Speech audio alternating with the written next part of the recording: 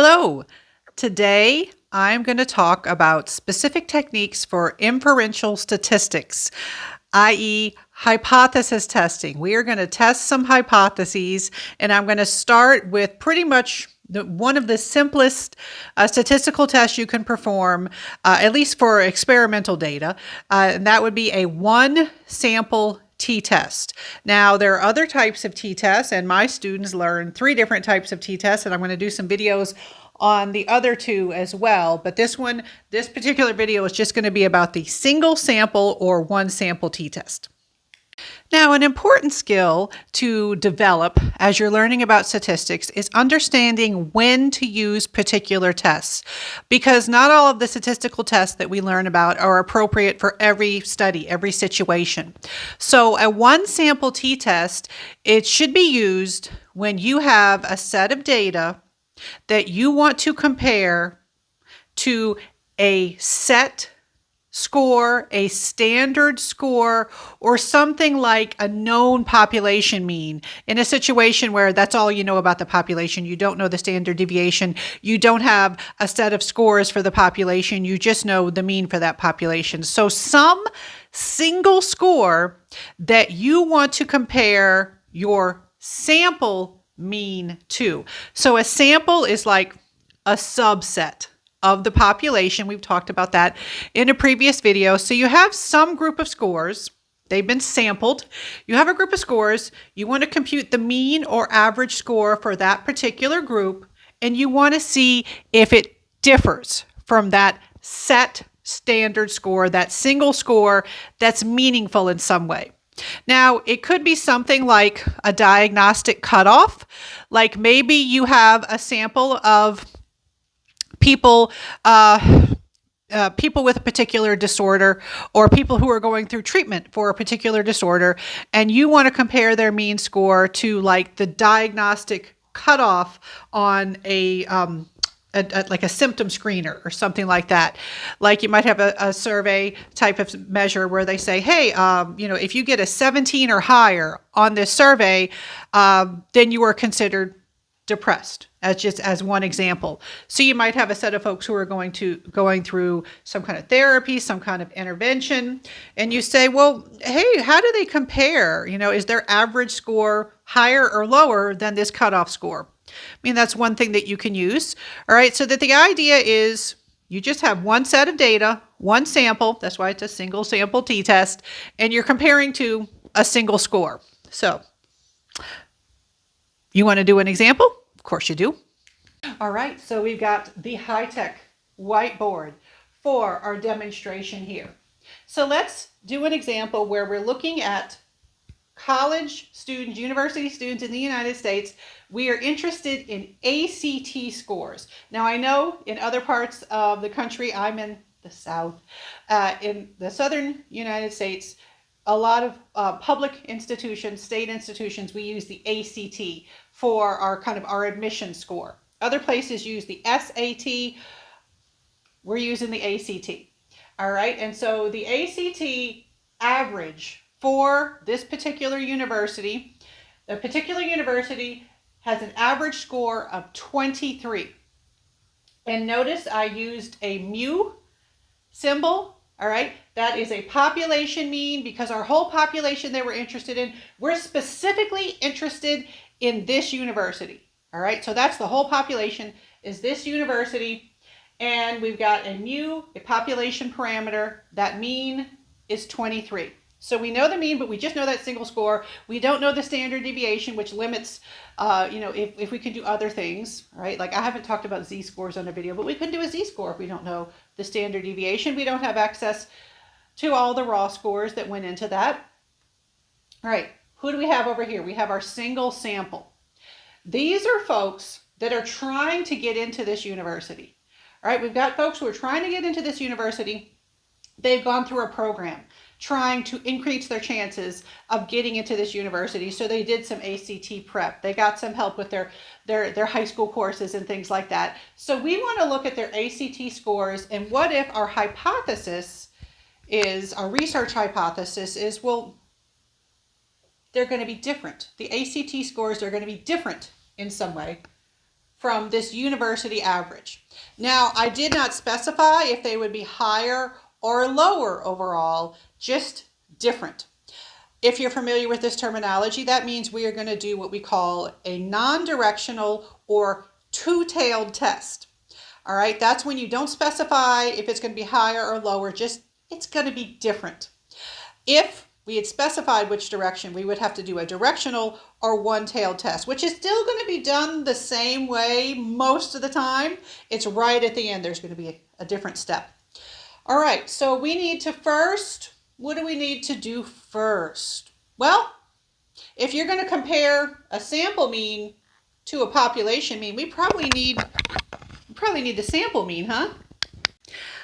I'm sure many of you remember how we compute mean, but just to remind you, in case you need the reminder, your sample mean, and remember, statistics are different than parameters in terms of our abbreviations. We have the Latin letter, the M for sample mean, and the mean equals the sum of the scores, the sum of X, you add them all together, and then you divide by N, and it's lowercase n because it's a sample size. So what is the sample size here? It's 4, all right? So we're going to have to add up these numbers and divide by 4.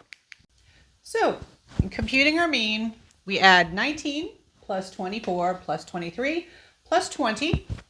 And so we get 86. We divide by n, which is 4. We get 21.5 as our mean. Okay, so we need to know, is 21.5, is that what we call statistically significantly different than this university mean of 23? So first of all, what do we mean by statistically significantly different? It means that the difference between these two is unusual enough. It's got a low enough probability that we can consider it statistically significant. In psychology, currently, it's pretty much the norm that we test our hypotheses with statistics with this thing called null hypothesis significance testing.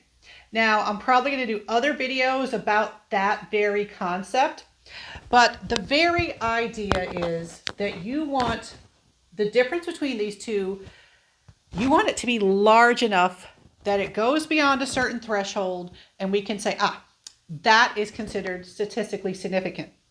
Now, if it is statistically significant, does that mean we've proven that they're different and that there is an effect? No. It just means we have this low probability difference. It's too large to be just brushed off as simple sampling error. If you know what sampling error is, that's just kind of like the messiness in the world that you see with data from your complex participants. But it doesn't mean that you've proven your idea correct. All right, so, well, how are we going to know if this is a significant difference between 23 and 21.5? Well, we need to perform a t-test. So we have this formula for a t-test. This is the formula for a one sample t-test. So t equals sample mean minus population mean divided by this new thing that's our estimated standard error of the mean. Now you might be thinking, hey, that's easy. We already know this. We already know this. We just have to get this number somehow. Well, admittedly, usually the longest part of computing a one sample t-test or any kind of t-test is getting the denominator, because this is a fraction here. Numerator is usually pretty easy. The denominator takes more time. So how do we get this number? All right. To get our estimated standard error, we need the variance. That's what S squared stands for. I've talked about this in a previous video about computing variance. So we've got variance divided by n, and our n is 4.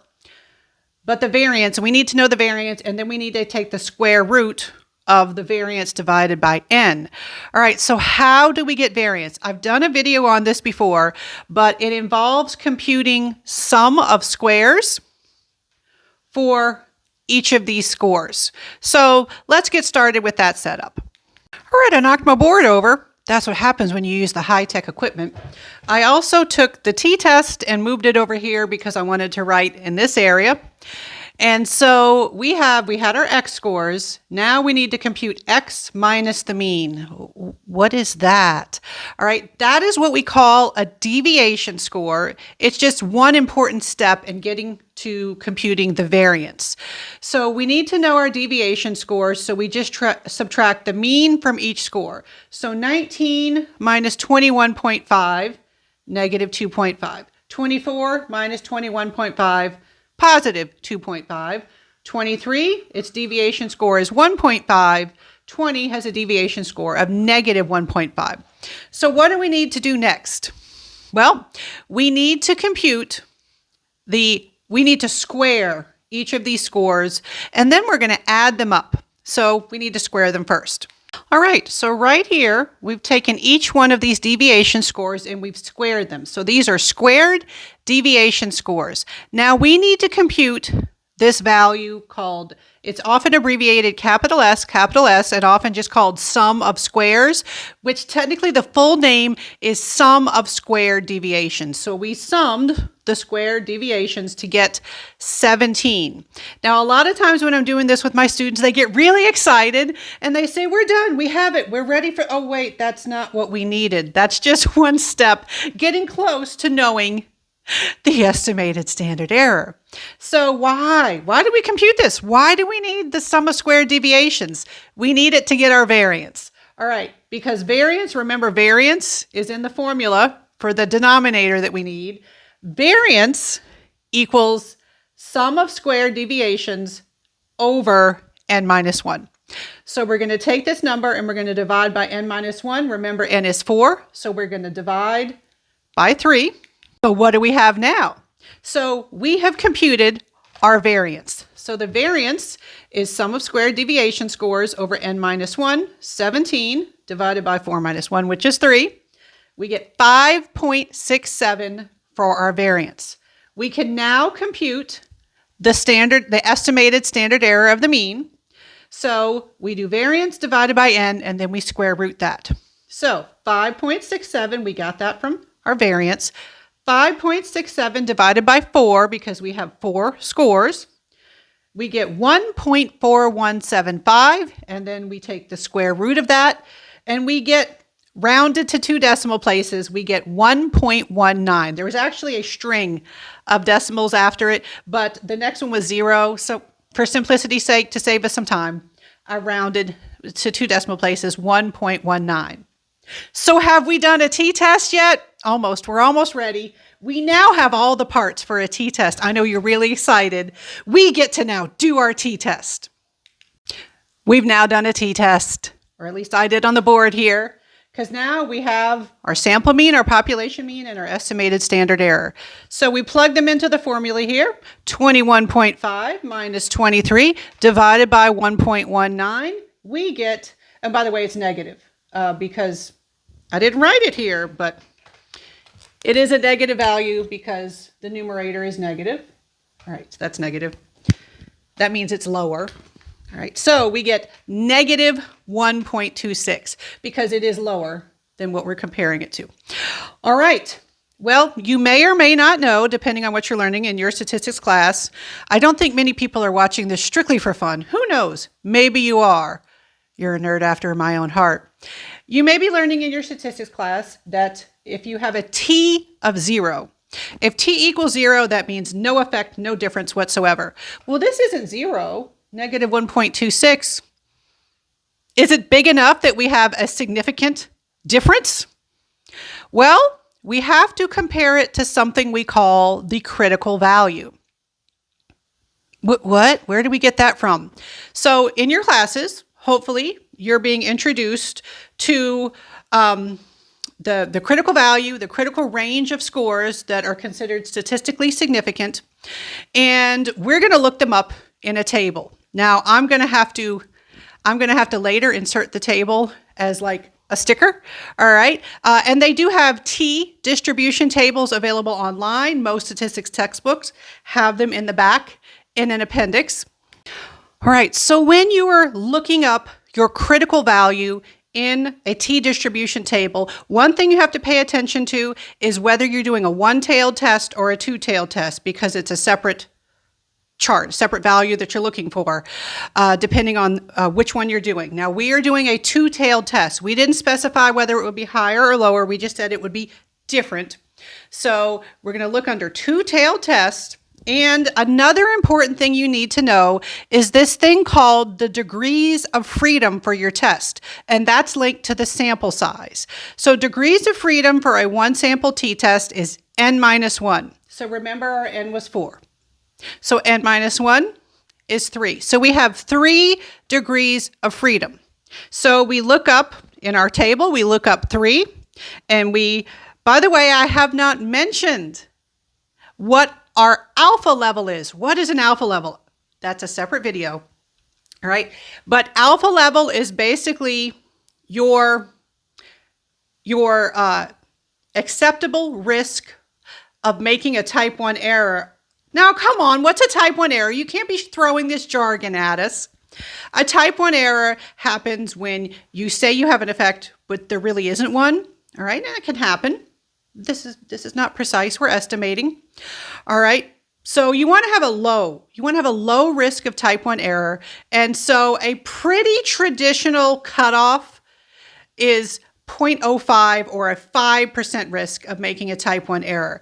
Now, statisticians, if you find this video and you want to tell me that's not exactly what it means, I'm teaching this to people who've never had stats before. I'm making it as simple and accessible as possible. If they go into graduate school for quantitative methods, then they're going to learn all about it. All right. So you need to use the t-distribution table. You need to know your degrees of freedom. You need to know if you're doing a one-tailed test or a two-tailed test, and you need to know your alpha level. We're going to use an alpha of 0.05 because that is a very common alpha level to use. So I go into the table and I find 0.05 for my alpha level. I find 3 for my degrees of freedom. And I see that the critical value, and I'm going to go ahead and write it. You get to see me write in real time, hopefully not knock over the board, not this time. I'm just going to put CV for critical value. Critical value is 3.182.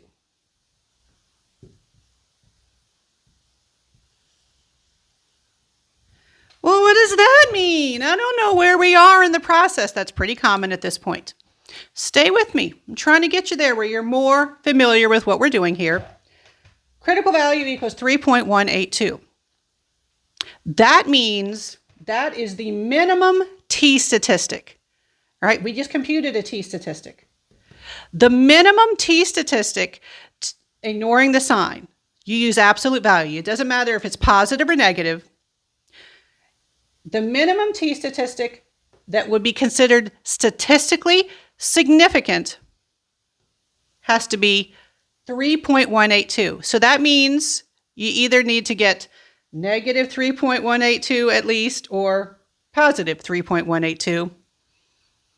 All right, so we got negative 1.26.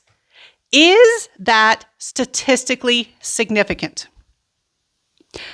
In other words, is 1.26 higher than 3.182? It's not. So what does that mean?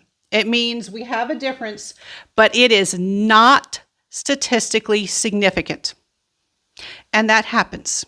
That happens a lot in research. For us to get excited about a result, for us to interpret it as statistically significant, for us to reject what we call the null hypothesis, yes, that's another video to be made.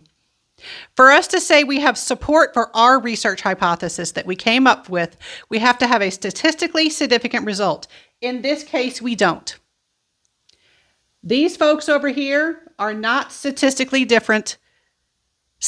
significantly different in terms of their ACT scores compared to the university average of 23. Now, if you are writing that in an APA formatted results section, American Psychological Association, since I teach psychological statistics, how would you write that up in APA format? Let me show you. It didn't stop. This is how you would write it. I did erase a bunch of stuff here. All right, so when you write it, you don't just write t equals some number.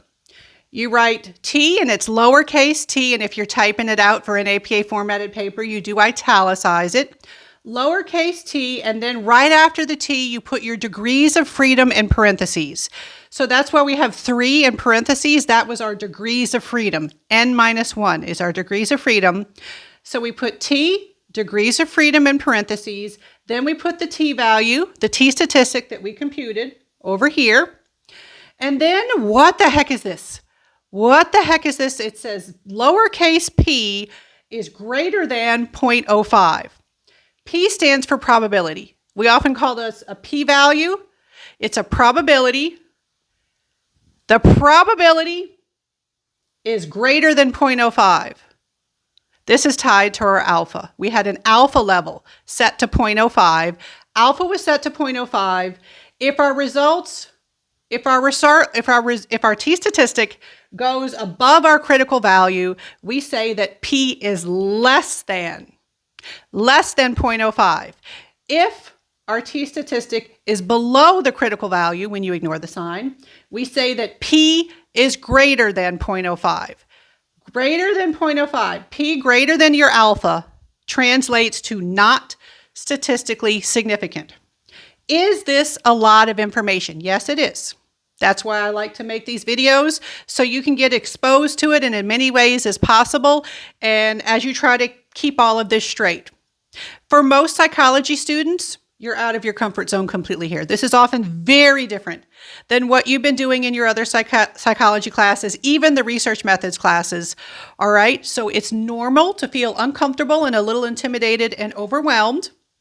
All right, but you can do it. Hopefully, I've made things nice and simple so that you can perform a one-sample t-test and get to the point where you can at least give your result and say whether or not it is statistically significant.